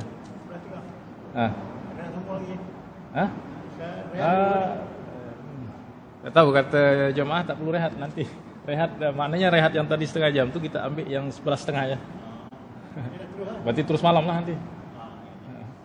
Jadi baki mungkin kita baki untuk hatamkan je nanti maghrib, supaya maghrib boleh ada majlis, ya, maka kita ambil mungkin dalam maghrib tu 5 hadis lah yang akhir. Baik. Hadis yang ke-31. Baik, ini sudah berkenaan dengan 10 hari terakhir bulan Ramadan. An Aisyah radhiyallahu anha qalat, kana Rasulullah sallallahu alaihi wasallam idza dakhala al-'ashru ahya al-laila wa ayqadha ahlahu wa jadda wa shadda al-mi'zara. Rawahu Muslim. Daripada Sayyidah Aisyah radhiyallahu anha berkata, jika telah masuk 10 malam terakhir Ramadan, Rasulullah sallallahu alaihi wasallam menghidupkan malam, membangunkan keluarga dan menguatkan tali pinggang, mizar atau menguatkan izar itu apa, sarungnya, ya. Hadis riwayat Imam Muslim. Nah, seperti yang sudah maklum bahwa Ramadan adalah bulan terbaik di antara bulan-bulan lainnya. Kemudian di dalam bulan Ramadan ini ada malam Lailatul Qadar, dan jangkaan kuat bahwa malam Lailatul Qadar itu ada pada 10 malam terakhir, terlebih pada malam-malam ganjil. Tapi ada berkemungkinan juga pada malam-malam genap. Baik. Maka Rasulullah sallallahu alaihi wasallam apabila 10 malam terakhir itu sudah masuk, maka Rasulullah meningkatkan kesungguhan di dalam ibadah. Ya. Menghidupkan sepenuh malam. Ya. Bahkan semua keluarga, istri-istri dibangunkan untuk sholat. Wajadda washaddal mi'zar. Ya. Maknanya Rasulullah sallallahu alaihi wasallam seperti dalam riwayat Imam Muslim yang lain, bahwa Rasulullah meningkatkan kesungguhan di 10 hari terakhir bulan Ramadan. Ya, ini sesuatu yang tidak dilakukan oleh baginda pada hari-hari lain. Maknanya 10 malam terakhir ini Rasulullah tingkatkan kesungguhan. Ya. Ini Rasulullah menghidupkan malam-malam itu dengan apa? Dengan solat qiyam, dengan i'tikaf, dengan bacaan Al-Quran. Bahkan Rasulullah membaca Al-Quran bersama Sayyidina Jibril alaihissalam. Ya. Malah baginda juga, Rasulullah juga membangunkan semua keluarganya untuk sholat. Itu khusus pada tapi kalau malam-malam sebelumnya itu yakni dibiarkan. Kalau yang nak sholat, kalau yang tak nak sholat malam tak masalah. Tapi kalau udah masuk dalam 10 malam terakhir ini, semua dibangunkan. Ya.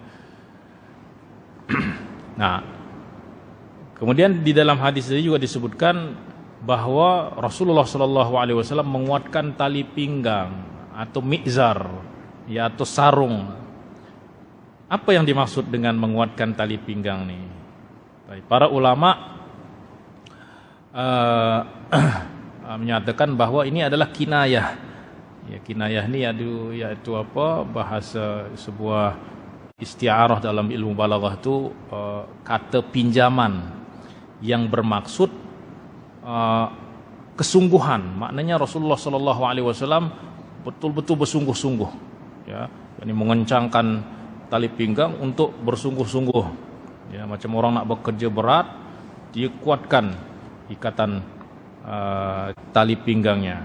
Nah, maka itu adalah kinayah. Atau bermaksud bahwa baginda sallallahu alaihi wasallam menjauhi istri dan menyibukkan semata-mata dengan beribadah, yaitu i'tikaf.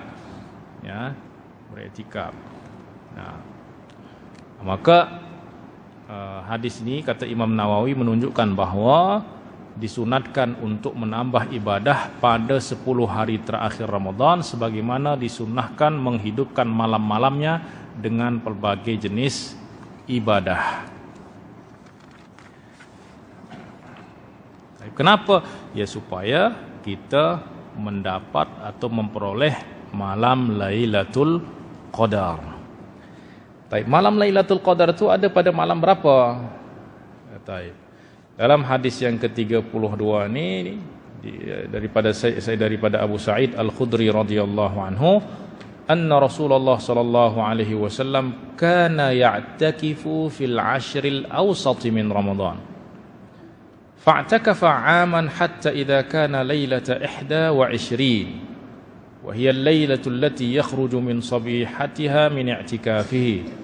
قال من اعتكف معي فليعتكف العشر الأواخر وقد أريت هذه الليلة ثم أنسيتها وقد رأيتني أسجد في ماء وطين من صبيحتها فالتمسوها في العشر الأواخر والتمسوها في كل وتر فمطرت السماء تلك الليلة وكان المسجد على عريش فوقف المسجد فبصرت عيناي رسول الله صلى الله عليه وسلم على جبهته أثر الماء والطين من صبح 21 رواه البخاري وكذلك الإمام مسلم.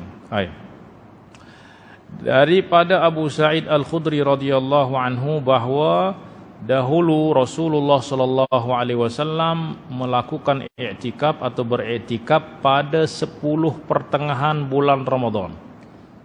Yakni daripada 11 Ramadan hingga 21 Ramadan. Itu Rasulullah selalunya i'tikaf di sana.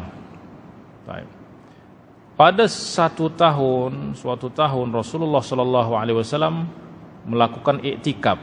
Nah, suatu tahun Rasulullah i'tikaf, suatu Ramadan Rasulullah i'tikaf daripada 11 Ramadan. Nah, sehingga apabila tiba malam ke-21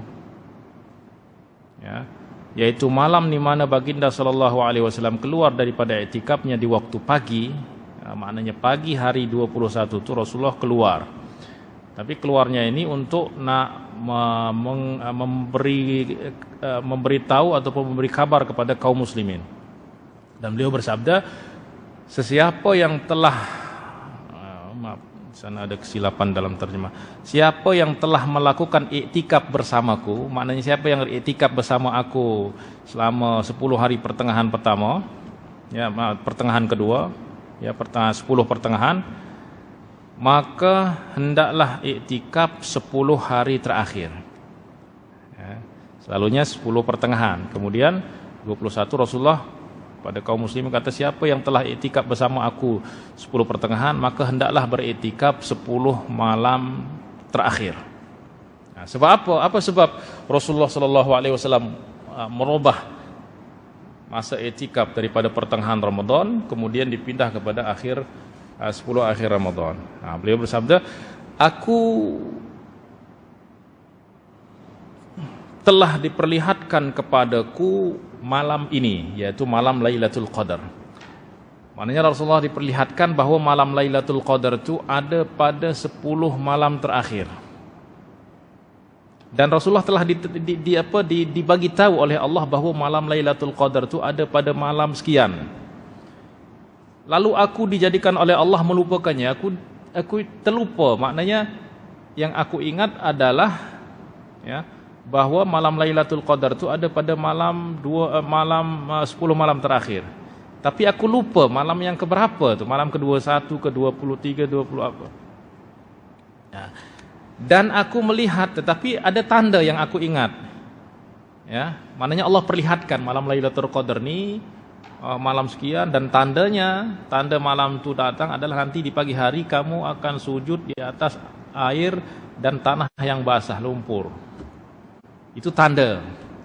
Nah, Rasulullah yang jadi ada 3 yang diberitahu oleh Allah bahwa malam Lailatul Qadar itu ada pada malam 10 malam terakhir. Kemudian yang kedua diberitahu pada malam berapa. Kemudian diberitahu tanda-tanda bahwa malam tadi adalah Lailatul Qadar. Nah, yang kedua ni Rasulullah lupa. Maknanya memang Allah sengaja jadikan Rasulullah lupa dengan hikmah yang Allah kehendaki, yaitu apa? Melupakan malam keberapa dia. Tetapi aku ingat tandanya, bahwa tandanya adalah di pagi hari keesokannya aku akan sujud di atas air dan tanah yang basah. Maknanya kalau di pagi hari aku ada sujud di atas air dan tanah yang basah, maknanya malam tadi itu adalah Lailatul Qadar. Nah, maka carilah Lailatul Qadar itu pada 10 malam terakhir. Dan carilah pada malam-malam ganjil. Itu yang ada dalam ingatan Rasulullah, pada malam ganjil. Nah, kemudian Abu Sa'id Al-Khudri berkata, Abu Sa'id Al-Khudri itu yang meriwayatkan hadis ini, maka pada waktu malam hujan turun. Ya. Pada waktu malam, yakni malam 21, hujan turun lebat.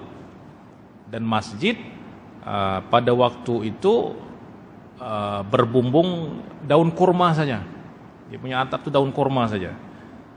Sehingga kalau hujan, air masuk semua, bocor. Nah, maka Abu Sa'id berkata, maka di pagi hari solat subuh itu mataku memandang kepada Rasulullah, sedangkan di atas dahinya ada kesan air basah, kemudian ada kesan air tanah lumpur atau tanah basah. Nah, dan itu apa? Pada pagi ke-21.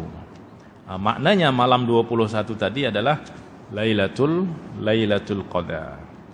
Nah, maka dalam hadis Sayyidina Abu Sa'id Al-Khudri ini ada penetapan malam Lailatul Qadar, yaitu pada malam 21. Sebab para ulama pun sampai hari ini berselisih pendapat, apakah malam Lailatul Qadar itu ditetapkan pada malam yang tertentu, tidak berpindah-pindah, atau memang dia berpindah-pindah, maknanya tahun ini malam sekian, tahun berikutnya malam sekian, tahun berikutnya malam yang lain. Walaupun ramai ulama juga berpendapat dia tetap pada malam yang telah pada satu malam saja. Tetapi yang jelas adalah bahwa Rasulullah perintahkan untuk kita cari pada 10 malam terakhir.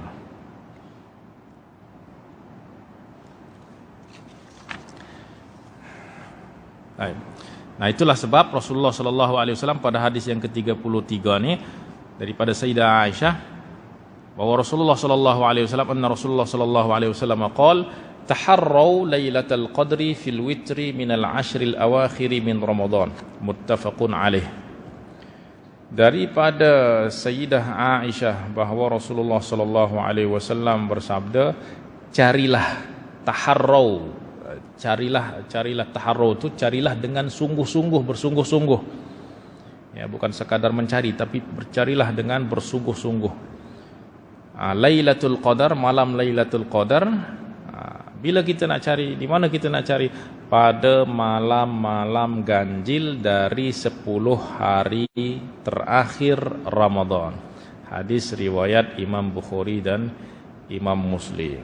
Maka di sini Rasulullah perintahkan kita untuk mencari dengan sungguh-sungguh malam Lailatul Qadar. Sebab apa? Sebab malam ni jangan sampai kita terlepas. Ya. Sebab di awal hadis yang telah kita baca bahawa sesiapa yang tidak mendapat kebaikan malam Lailatul Qadar, maka dia tidak mendapat kebaikan apa-apa kebaikan. Maknanya dia adalah orang yang lugi. Ya, sebab dah kehilangan peluang beribadah yang lebih baik daripada beribadah 83 tahun, ya, 4 bulan. Nah, ada apa dalam malam Lailatul Qadar ni? Nah, maka ada banyak keutamaan pada malam Lailatul Qadar ni. Yang pertama adalah Lailatul Qadar adalah waktu diturunkan Al-Quran. Sebaik-baik kalam adalah kalam Allah Subhanahu wa taala yang bertujuan untuk menuntun manusia kepada Allah, ya, kepada rahmat Allah, kepada kebahagiaan dunia dan akhirat. Dan Allah pilih bulan Ramadan sebagai bulan diturunkannya Al-Quran. Kemudian Allah pilih daripada bulan Ramadan itu satu malam untuk menurunkan Al-Quran, yaitu pada malam Lailatul Qadar. Allah Subhanahu wa taala berfirman, Inna anzalnahu fi lailatul qadar. Sesungguhnya kami menurunkan Al-Quran pada malam Lailatul Qadar. Menurunkan ni maknanya apa? Bukankah Al-Quran itu turun selama 23 tahun Rasulullah sallallahu alaihi wasallam berdakwah? Ya, dan di sini dia kata anzalnahu, di dalam Al-Quran itu menggunakan dua kata, anzalnahu wa nazzalnahu. Anzalnahu ni maknanya menurunkan secara keseluruhan. Kalau nazzalna itu menurunkan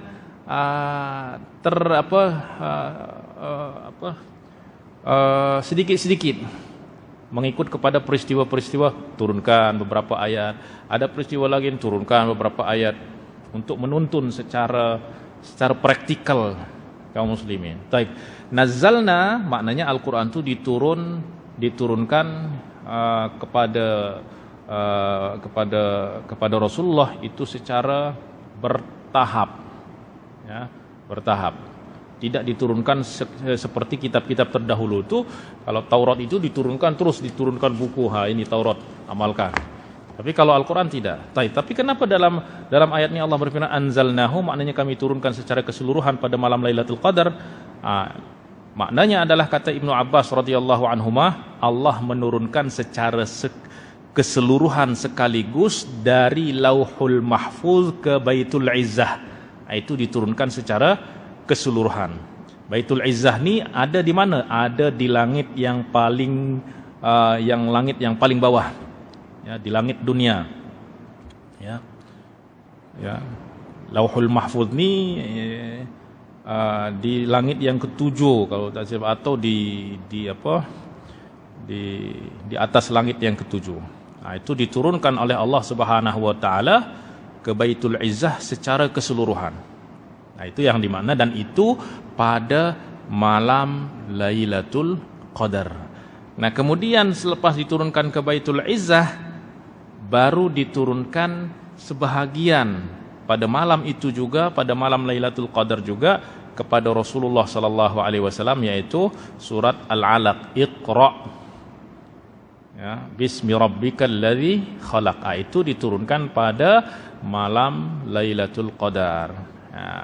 Itu pada malam berapa? Sini ada ulama berbeza pendapat. Ada yang kata 17 Ramadan, ada yang kata 27 Ramadan. Ya, dalam riwayat tadi 24 Ramadan. Ya, yang penting dia diturunkan pada malam Lailatul Qadar. Baik.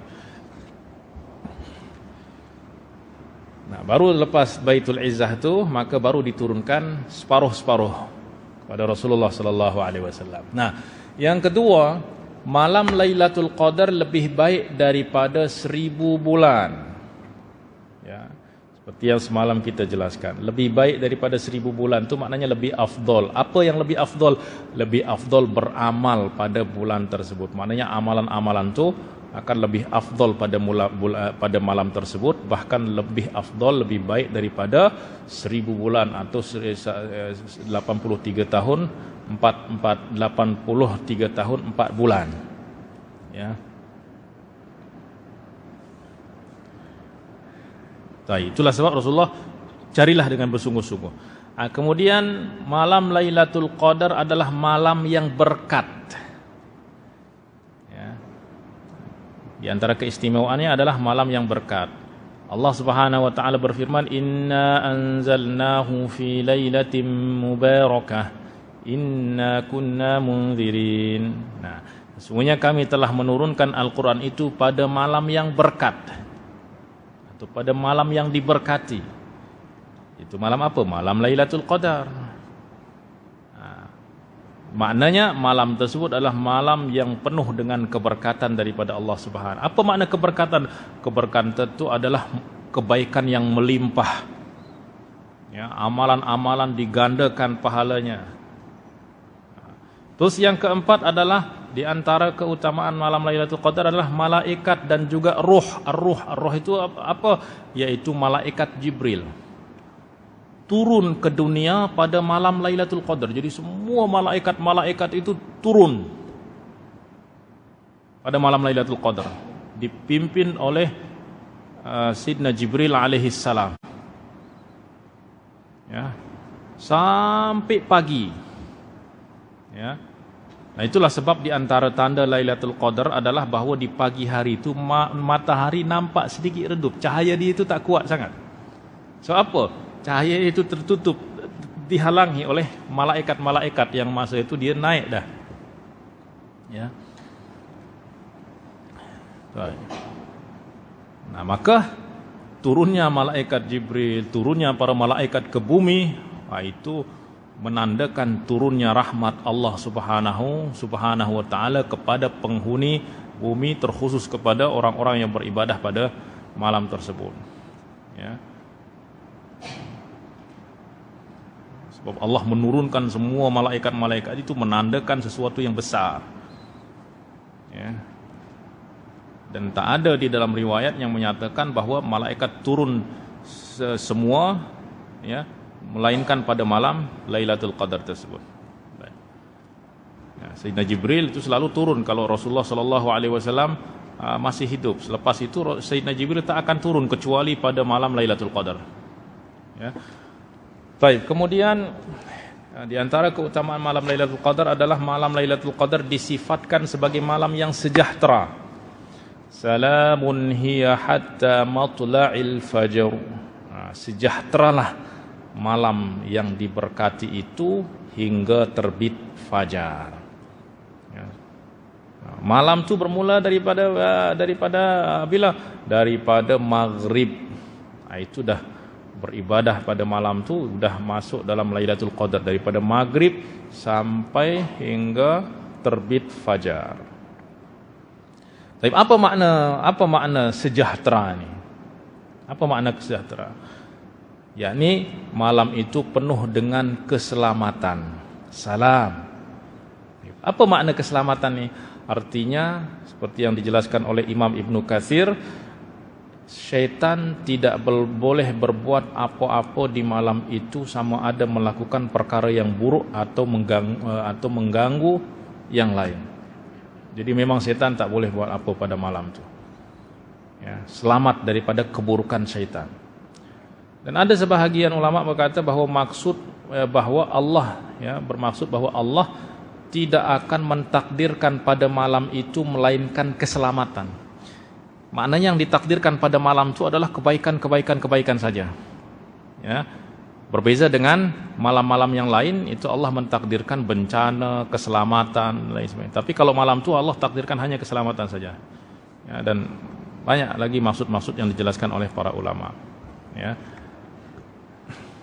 Dan di antara maknanya mungkin juga orang yang beribadah pada malam itu akan merasai kedamaian di dalam hati. Ya, sehingga terbit fajar. Ya, sebab hati dah bersih, maka dia akan rasa kedamaian tersebut. Ya. Dan orang-orang yang salihin, para aulia itu dia tahu, dia boleh rasa Lailatul Qadar itu bila, iaitu dengan hatinya. Ya. Sebab dia memang dah bersih, sehingga mereka boleh rasa. Itulah sebabnya kalau para ulama-ulama itu dia tahu bahwa Lailatul Qadar itu ada pada malam sekian. Ya. Bahkan Imam Al-Ghazali itu sudah tetapkan malam kalau sekejap. Allahumma shalli ala sayyidina Muhammad.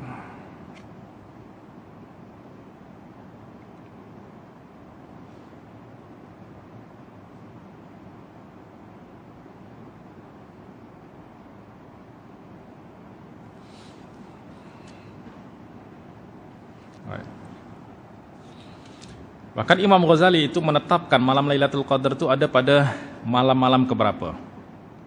Ya.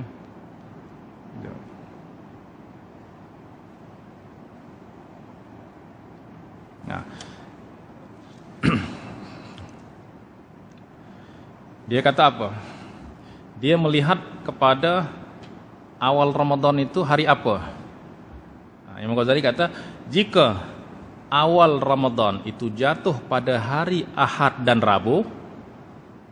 Pada hari Ahad dan Rabu, kalau Ramadan itu awal Ramadan itu adalah Ahad dan Rabu, maka Lailatul Qadar itu ada pada malam ke-29.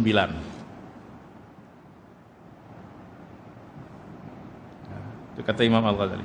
Kemudian jika awal Ramadan adalah hari Isnin, tadi Ahad dan Rabu.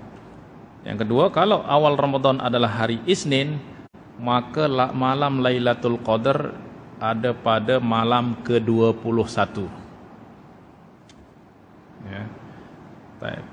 Yang ketiga, jika awal Ramadan jatuh pada hari Selasa atau Jumat, maka malam Lailatul Qadar ada pada malam ke-27. Ya, hari Selasa dan Jumat, maka malam Lailatul Qadar, ini menurut Imam Ghazali. Ya. Kemudian jika awal Ramadan itu pada hari Kamis, maka malam Lailatul Qadar ada pada malam ke-25. 25. Jika awal Ramadan adalah hari Sabtu, maka malam Lailatul Qadar adalah malam keberapa? 23. Ini Imam Ghazali boleh kata seperti ini apa? Sebab dia tahu malam-malam itu memang selalu dia dapati seperti itu. Dia perhatikan, ya, bertahun-tahun setiap kali dia perhatikan. Kalau hari Isnin, hari Selasa dan Jumat selalu malam Lailatul Qadar itu pada malam 27. Dan para aulia, para orang-orang soleh itu memang dia tahu malam itu nampak dengan jelas. Ya, kalau kita sebab hati kita ni masih terhijab oleh nafsu dan lain sebagainya sehingga tak nampak. Ya. Baik, kemudian Imam Abul Hasan Asy-Syadzili itu menguatkan apa yang dijelaskan oleh Imam Al-Ghazali. Dia kata apa? Semenjak aku menginjak usia dewasa, ya, Lailatul Qadar tidak pernah maknanya apa? Tidak pernah keluar daripada apa yang disebutkan oleh Imam Ghazali. Maknanya aku perhatikan bahwa apa yang dikatakan Imam Ghazali itu daripada semenjak aku dewasa, aku dapati benar seperti apa yang dikatakan oleh Imam Al-Ghazali. Ya. Nah, maka tetapi walaupun ulama-ulama lain ada pendapat-pendapat yang lain. Tetapi intinya adalah bahwa malam 10 malam terakhir itu mesti kita hidupkan. Sebab apa? Ada peluang. Baik, hadis yang ke-34. An Abdullah bin Unais radhiyallahu anhu anna Rasulullah sallallahu alaihi wasallam qala uritu lailatal qadri thumma unsituha wa arani subhaha asjudu fi ma'in wa tin. Qala famutirna lailata 23 fasalla bina Rasulullah sallallahu alaihi wasallam fansarafa wa inna athara al-ma' wa tinin ala jabhatihi wa anfihi, rawahu Muslim. Daripada Abdullah bin Unais, Rasulullah sallallahu alaihi wasallam bersabda, diperlihatkan kepadaku malam Lailatul Qadar. Yani pada malam berapa? Kemudian aku ditakdirkan untuk melupakannya. Dan aku melihat diriku, tapi ada tanda yang masih aku ingat. Pada waktu pagi daripada malam itu bersujud di atas air dan tanah yang basah. Dia berkata, yakni Abdullah bin Unais berkata, maka turunlah hujan pada malam 23. Nah, kemudian Rasulullah solat bersama kami dan sesungguhnya kesan air dan tanah basah terlihat di atas dahi dan hidungnya. Baik, hadis Abdullah bin Unais ini menyatakan bahwa malam Lailatul Qadar ada pada malam 23. Ya, dan hadis Abdullah bin Abu Sa'id Al-Khudri tadi kata menceritakan peristiwa yang sama itu malam 21. Walaupun sebahagian ramai ulama yang kata bahawa yang hadis yang lebih kuat, yang lebih rajih adalah hadis Abu Sa'id Al-Khudri. Sebab diriwayatkan oleh Imam Bukhari dan Imam Muslim.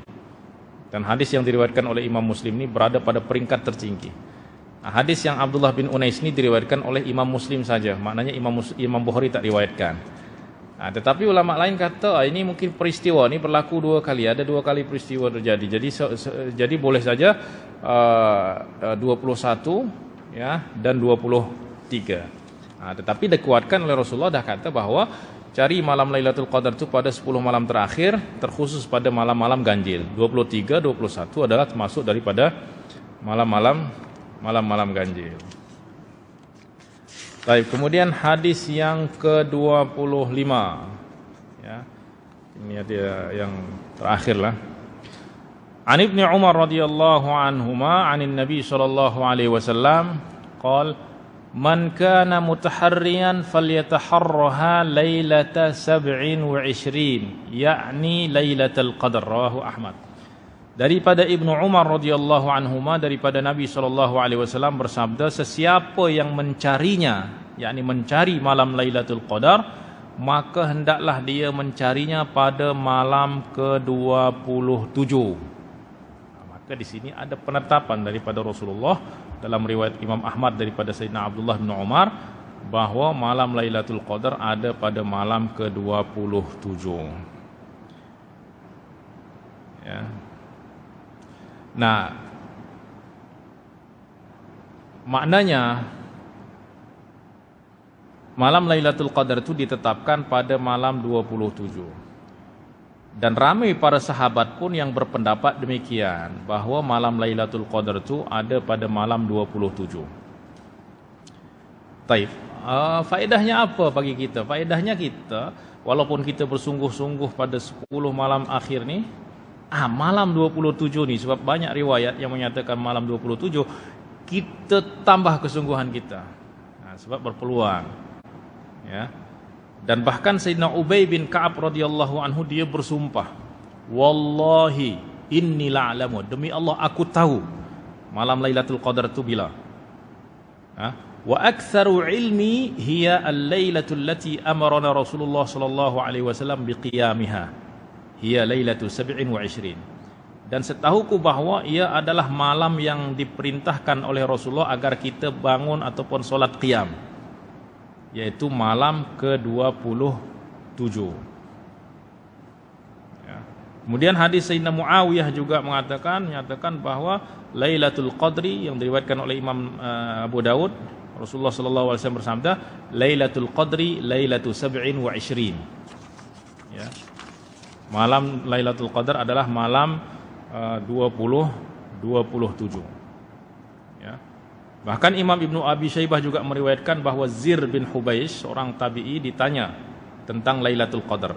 Ia berkata, Umar, Hudzaifah, Sayyidina Umar bin Al-Khattab, Hudzaifah ibn Yaman, dan beberapa sahabat Rasulullah sallallahu alaihi wasallam tidak syak, ya, bahwa malam itu adalah malam 27. Demikian juga sahabat lain. Itulah sebab di beberapa negara Islam itu memang menetapkan malam 27. Ulama-ulama di negara Islam itu menetapkan malam 27 itu adalah malam Lailatul Qadar. Kalau di Mesir misalnya, di Mesir itu tiap malam 27 itu ada malam itu dirayakan, berhimpun untuk merayakan malam Lailatul Qadar. Dengan apa? Dengan majelis ilmu, dengan baca Al-Quran, dengan lainnya. Ya. Bahkan saya dengar di Jordan pun buat seperti itu. Ya. Maknanya mereka mengambil bahwa malam Lailatul Qadar itu memang tetap pada malam tertentu. Ya. Tetapi sebenarnya lebih afdol apabila maknanya kita ambil pendapat yang menyatakan bahwa bulan Lailatul Qadar itu berpindah-pindah, ya, tanpa ditetapkan. Sebab apa? Sebab ini akan mendorong kita untuk bersungguh-sungguh. Ya. Bahkan nanti dalam hadis yang lain itu Rasulullah kata, semoga dengan disembunyikannya malam Lailatul Qadar ini lebih baik bagi kamu. Lebih baik itu maknanya apa? Kamu akan lebih bersungguh-sungguh. So, bayangkan kalau ditetapkan misal malam 27, nanti orang akan malas-malas. Nanti aku tunggu 27 baru sungguh-sungguh. Lepas berlalu 27 pun, udah berlalu 27. Jadi dia akan malas. Tapi kalau disembunyikan, aku akan cari di mana dia ada, aku akan cari. Maka dia akan bersungguh-sungguh. Ya, tetapi seperti kata Ibnu Mas'ud, sesiapa yang bersungguh-sungguh sepanjang tahun, dia confirm dapat Lailatul Qadar. Atau sekurang-kurangnya bersungguh-sungguh pada seluruh bulan Ramadan, confirm dia dapat. Atau kalau pun tak dapat seluruh Ramadan, setidaknya sekurang-kurangnya 10 malam terakhir. Ya.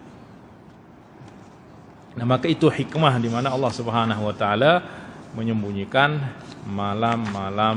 malam tersebut. Nah, tetapi kita nak ambil beberapa pendapat ulama pun, kita kata 27, okey, kita tingkatkan, kita bersungguh-sungguh pada 10 malam terakhir. Malam 27 kita kuatkan. Atau setidaknya malam-malam ganjil. Atau kita gunakan kaedah Imam Ghazali pun boleh juga. Sebab apa? Sebab ada kemungkinan semuanya. Semuanya berkemungkinan. Ya, semuanya berkemungkinan. Ya, maka tetapi yang mesti kita fahami adalah kita ni beribadah kepada Allah Subhanahu wa taala, bukan semata-mata nak cari Lailatul Qadar saja. Kita cari Lailatul Qadar ni untuk mendapatkan kelebihan itu saja. Tapi ibadah itu kerana Allah Subhanahu wa taala. Tanda bahawa beribadah kerana Allah maknanya apa? Lailatul Qadar dah berlalu, ibadah dia tetap bersungguh-sungguh. Bukan selepas dia tahu Lailatul Qadar dah berlalu, kita balik lepas tu bermalas-malas. Maknanya dia beribadah hanya untuk mencari Lailatul Qadar saja, bukan kerana Allah Subhanahu Subhanahu wa ta'ala. Baiklah tuan-tuan dan puan-puan, mungkin untuk sesi yang ketiga kita cukupkan ya, sebab maghrib dah ditetapkan nanti ada majlis lagi, so kita tinggal 5 hadis untuk malam nanti insyaallah. Itu hadis yang ke-36 sampai hadis yang ke-40. Ya, sedikit saja. Ini antara maghrib dan isya insyaallah habis ya. Walhamdulillahi rabbil alamin wa sallallahu ala sayyidina Muhammadin wa ala alihi wa sahbihi wasallam. Subhanakallahumma wa bihamdik nasyhadu an la ilaha illa anta nastaghfiruka wa natubu ilaik. Wassalamu alaikum warahmatullahi wabarakatuh.